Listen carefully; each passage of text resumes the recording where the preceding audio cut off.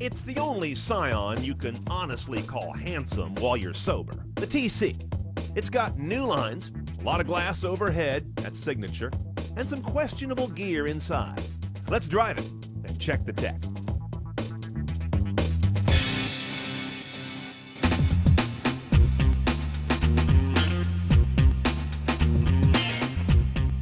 The second generation TC, this guy, hit in October of 2010 with quite a new look from the side, not so much from the front.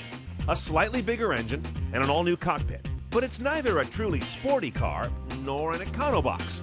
I guess that makes it a good example of Scion's vague undefinability as a brand.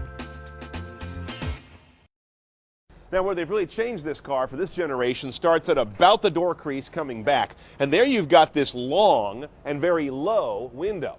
That's because you've got the roof slammed and the belt line high. This window here is new too, around the second row. And notice you've got this whole different sort of sail panel here that gives this guy almost much more of a people mover look, not so much a little short stubby hatchback look.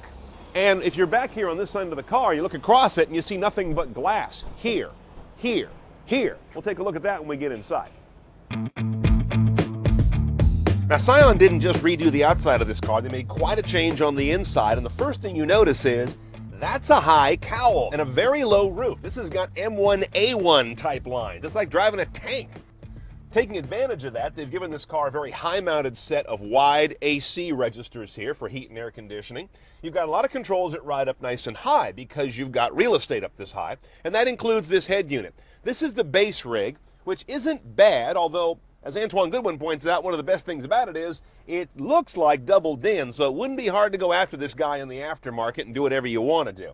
This Pioneer unit has a single slot for a CD, no DVD on this guy. AM, FM, no HD radio, satellite radios available. Most interestingly, iPod USB. Scion was early on, 3 years ago, putting an iPod connector in all their cars standard, and now, of course, that has morphed into a USB for iPod or a thumb drive. When you hit that, you see you've got a very simple display, but it has a lot of information. I know a lot of cars that have big old Gigunda LCDs and don't get this much information across. And this knob here is kind of like a cheapo iDrive. You see it kind of moves left, right, up and down, while also turning and having a punch for enter. The problem is, cheap. It's built like a piece of crap. If you want to go nav, you've got two ways to go. For $2,000, kind of a large screen Scion nav system, or for about $1,200, you can get an Alpine mini screen Scion nav system. That Alpine that has the little mini nav also has HD radio, but only the big boy nav has Bluetooth hands-free integrated into the system. Otherwise, you got to go with this little disaster here on the left.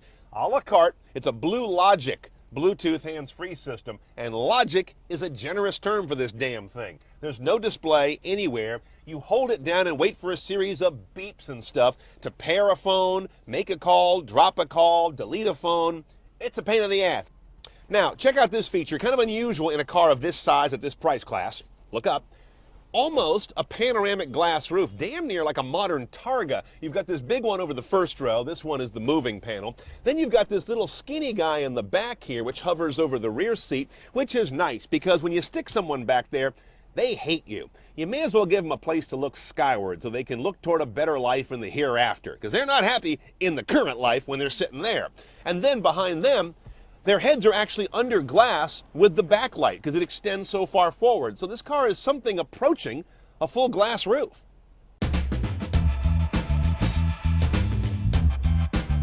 You know this engine all too well. It's the 2.5 liter inline 4. We just drove it in the Camry a few weeks ago. That should tell you enough. Nothing wrong with it. It's just an engine, a nice modern engine, and nobody writes songs about this motor. That said, it gets the car around just fine. It's a little bit bigger than the previous Scion TC, which is a 2.4. A little more horse, a little more torque. Sits side saddle, of course, front wheel drive. Our car's a manual transmission. Now the numbers, it's about 180 horsepower, 173 foot-pounds of torque, and that's good for a squirt to 60 in about 7.5 with the manual that we've got. Add a second or so if you get the automatic, even though it's a nice smooth gearbox. And your MPG on this guy is going to be 2331. This is not a happy engine to rev. kind of gets all tooth grindy when you take it up above about, I don't know, 4,000. So it doesn't make you want to play with this gearbox a whole hell of a lot. Although you do get your best time and performance out of this. I think soft is the word that applies here. Everything is soft. Throttle response is soft. Deceleration is soft. Clutch actuation is soft. The gearbox is a little bit loose. It's just a very soft car. Ride quality is pretty nice. I don't know if they've bulked up the weight or the wheelbase on this model year, but they definitely have a car that rides more plantedly than its size class has a right to. Okay, let's price our little glass top friend. A 2011 TC bases like literally $5 under $19,000. Now the options. You saw the standard head unit. It's not bad to get started. They're going to give you something. If you want to make that sound better, spend $450 on the Alpine sound system, but there's no nav on that, but there is an LCD screen.